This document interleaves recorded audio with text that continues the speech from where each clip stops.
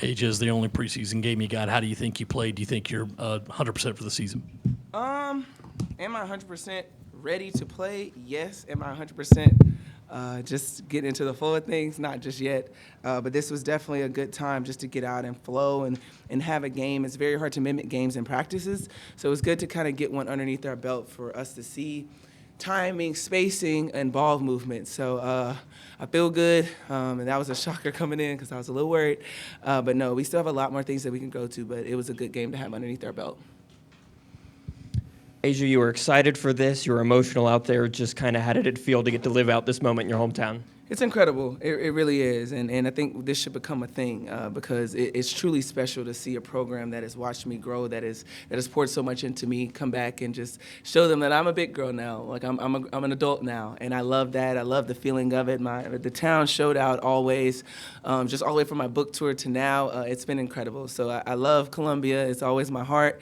South Carolina, no, that's the crib. No matter how far, no matter where I am, it's always South Carolina. So I'm grateful to be back here and to be able to play in front of these people.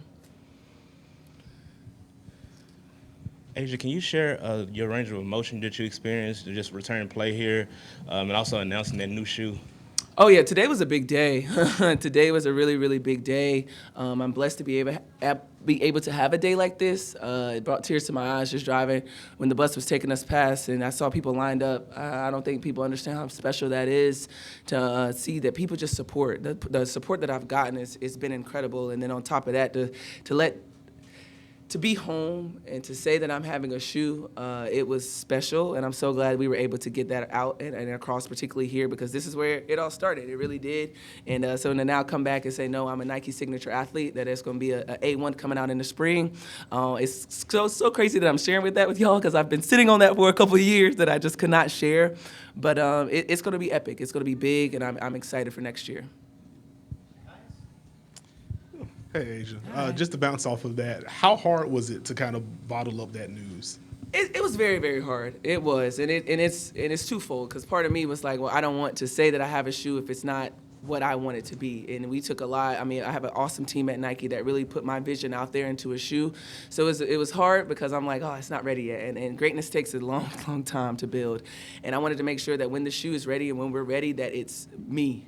And so it was very, very hard. And obviously, I see the tweets, I see the DMs, I see the sources say X, Y, and Z is getting a shoe. And it's hard. It is hard to just sit there and kind of zip your mouth a little bit. But like I've always said, and I tweeted, what is delayed is not denied. And I knew my moment was going to come, and I knew I wanted to share with my teammates and with my home state. And I hope that the rollout was great. Thank you. Hi, Ezra. One more just about the emotion of the day. Yeah. You've played all over the world. You're one of the premier figures in all of basketball. Yeah. When the fans roared when you were introduced today, Yeah. Just what was that like for you? I got chills. It felt like just didn't feel real. It felt like I was in a movie, honestly, and it was just incredible. And I was talking with my family, and they're like, "That's gonna be so crazy to hear." Like I haven't heard that in 4 years. I haven't heard that since 7 years. I haven't heard it since I left, and it was just a great feeling of just home. It just felt very homey. I felt very like it was just a big hug, and I can greatly appreciate CLA opening back up for me. All right, let's go to the Zooms. Christos. Hey, Asia. All right. Thank you. I can't hear him, Jake. Christos, I think we lost you for a second. Get the Greek Wi-Fi people on that. We'll come back. Goal. As one of the most decorated athletes in the WNBA on and off the floor, what's the next goal, the next target for you? What's the next goal for me? Yes. I want to be a winner. I want to be a Hall of Famer. I want to be legendary. So whatever that takes, whatever that's in front of me, I want to execute it.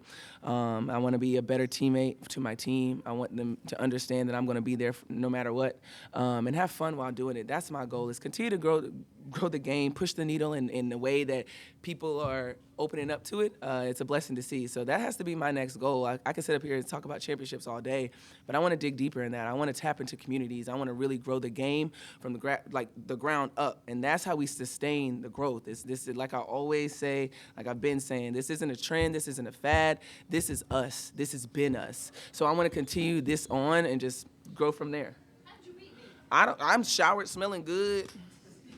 Ice on my knees, nose red. Hey, Asia. Hi. Congrats on the win Thank you. and the shoe deal. Thank So you. I have 2 questions, one for each of you. So first for Asia, just talk about being an inspiration and paving the way for other young black athletes. Oh man, it's my life. It's my why. I love to be that. I love to show people that like you can do it. It's doable. Go out there and crush it in your own fashion. I feel like we get so caught up in trying to mimic ways and seeing what other people are doing. No, do it in your own way and have fun with that. So that comes with a lot of pressure, you got to block out a lot of noise, but I love what I do, and I'm going to do it every single day I step foot on that court. I'm going to do it every single day I wake up, and hopefully people could give me some grace, but I'm going to always give myself some grace. And a follow-up question for Becky. I know it's just the preseason, but what did you like about seeing some of the young girls on the floor, like Kate and Asia? Yeah, I thought they played great. They were a lot of fun to watch, actually, sometimes more than our first group.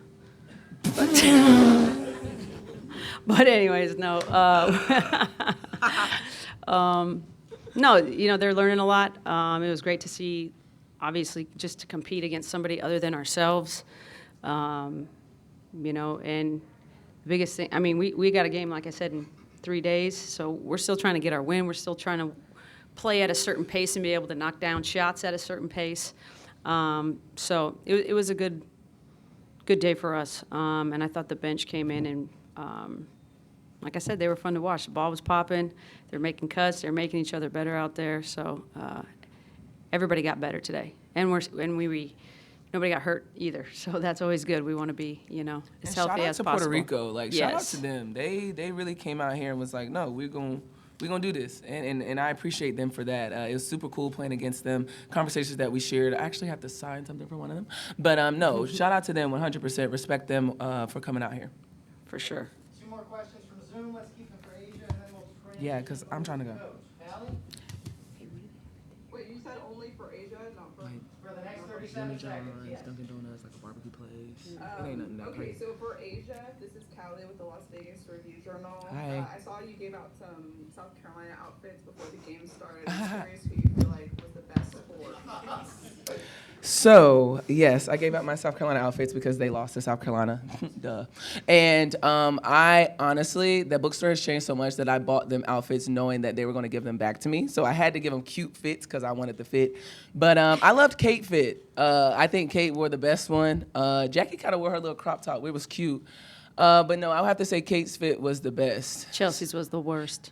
Okay, Chelsea had on Who was PJs. the best sport? Like, who handled it the best? Oh, Meg. Meg handled it great. She was posing. She was like, okay. And that's why I gave her the one that was kind of like all one color. She handled it the best. The rest of them was some haters. But it's okay because they still had to wear the garnet and black. So I feel like that's a win-win. Thank you. All right, and Willie, last one for Asia. Hey, Age, and congrats on the shoe and the announcement.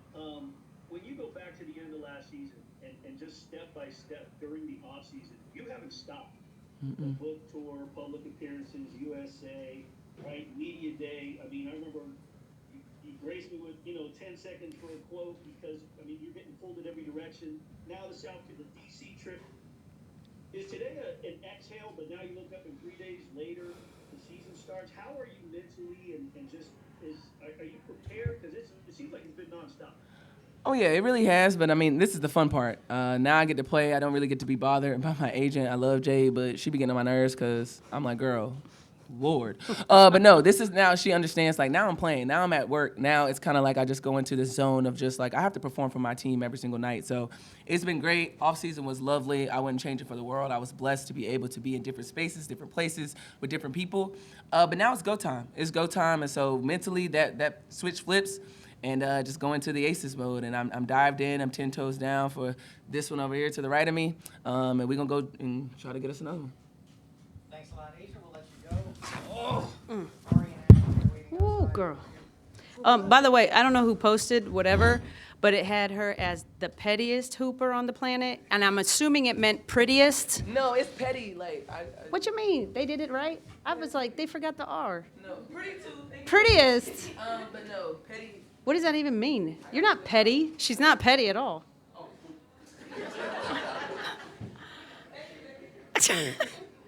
I was like, somebody forgot the R on this post. like an opening statement, or should we go straight? No, let's go to questions. All right, raise your hands for Becky Hammon. There. Hi, Coach Hammond. Kate Lewis with the 9450 again. Kate Martin and Deasia Fair had 10 minutes, and in those 10 minutes, it seemed like it was an incredible feat, the way they were moving the ball and everything with Megan Gustafson. How does it feel to have those two draft picks come in and in real game time against, like you said, other opponents? How does that look like for you going forward as you move into getting into the regular season? Well, you have to understand these rookies, every time they've been competing, you have to allow them some grace to grow and allow them to have some grace with each other, because at the end of the day, they're trying to guard the greatest guards in the world with, Kelsey, Jackie, and Chelsea. And I tell them all the time, I'm like, you guard them, you can guard anybody in the world. So it was actually nice to see them go against somebody other than our players, because you can see really how much upside there is to both of them. And, both of them are there for specific reasons. The reasons are different. Deasia's completely different than Kate. But what we saw in each of them and the skill set that they possess, we valued both of those. So it was actually fun to see them go out there and compete against somebody other than our guards, and then do such a great job. I thought they played really free. I thought they made each other better. And like I said, they were fun to watch out there. That's how basketball should be played. Balls popping. I thought KB had great minutes. So that's what we're looking for. We want to put people out there that play the right way, enjoy playing with their teammates, and the results will be there. You do that. Coach, how cool to see Asia announce finally her signature shoe, and have you already submitted your pre-order over to her? I knew it was coming for a while, so I was just waiting for her. But it's a pretty cool shoe. So we'll see what colorway she comes up with. But yeah, I'm putting my order in right now for sure. 7.5 men's, 9.5 women's, Asia. Coach, what was it like for you to see the emotion of Asia returning to her college hometown and the reception she got? I mean, I thought it was awesome. Coming around here, it's like traveling with the Beatles. Like, she can't go anywhere. It's just madness everywhere she goes. And that's pretty awesome, because I think at the end of the day, this community, this town, it's like when you're a parent and you're like handing your baby off. It's like your kid grows up, right? And it's like they've just seen Asia grow into this not only amazing basketball player, but amazing human. I don't have enough adjectives to describe her as a person. She's literally one of my favorite people on the planet. Like, she's everything you'd want in a person, but also in your superstar. She just embodies everything that you want and need as a coach, and does it so gracefully. But that's who she is. And I think at the end of the day, whether it's myself or or whoever on down the line, we want people to be authentically themselves. I think you get the best out of people when they are authentically themselves and they're secure in who they are within not only the group but themselves.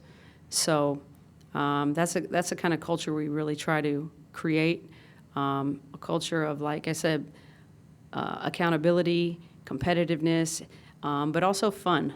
Like, at the end of the day, I'm like, y'all should be living your best lives. And they were most of the off-season, so I'm going to have to get them back to reality. But, like, at the end of the day, you're basketball players, and you only have a short window. So make the most of every opportunity, and she does. Every year she comes back better. Last one in the room, Nikias in green. Hi, Coach. Just a quick one for you. You're going to give me some crazy stat, Nikias, like you always do? No stat this time. No? Quick observation. It Yeah. felt like on a couple of free throw trips for Puerto Rico, you had Asia on the other side of the court versus going for the rebound. And there was like a quick head-to-head to her, I think, on the second one. Was that intentional or just kind of randomness with her being back there? Oh, no. Most of the things we do are very intentional. Last year we were doing it with Candace quite a bit when she was healthy, but really we got it from the Lakers back in the day, because they would put AD and LeBron And they were a problem because if you give them too deep of a seal, they're just going to score on you. And then when they get on that high side and start working you up, then it's like a lock and lob. So we want to start putting Asia in some positions down there early ahead where she can make reads and get the ball, hopefully in a good spot.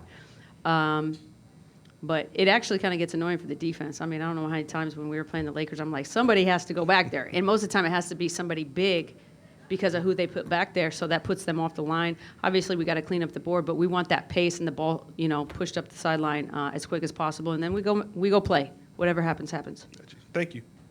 Callie? Yeah, so someone that wasn't there, I was watching videos trying to get a sense of like the game flow and like lockdown, the box score, and at a certain point I kind of realized it was probably about so much more than that from all of you. So I'm wondering how you would describe the balance of enjoying the moments in the game while also using it as a building block for the season opener. Yeah, I mean, we're not where we need to be. We're not in the best shape yet. We're still trying to get to where we can play at the pace that we want and still make shots. I thought the third quarter sucked, but I haven't seen it. Yeah, we didn't play so hot in the third quarter, but like I said, I was letting them work through some kinks, letting them work through a little bit of fatigue, all in the hopes that we got better collectively as a group today. But like I told them before the game, I'm not coaching the score. I don't coach the score. I don't coach necessarily even against those opponents. Obviously, I do at times, but mostly it's about us. And today it was about us being at the standard that we want as Aces players. Thank you. Matthew? Hey, Becky, I wanted to ask your thoughts on Megan's game and how you see her fitting, because I think if you ever asked Megan when she came into this league that she'd be shooting 7 threes in a game, she wouldn't have said that happened. So how you see her fitting and what you thought of how she played today? I thought she did great. I mean, and 7 threes, and not one of them was forced. So I don't care if you shoot 20 of them. If you're open, you can shoot. And playing with the group that we have, she's going to find herself open a lot because those other ones require so much attention that just their presence makes everybody else open. So we're still trying to find some chemistry. People are still trying to find some maybe individual rhythm. But overall, we still want to be making the right plays, the right reads, and everybody has the green light to shoot when they're open.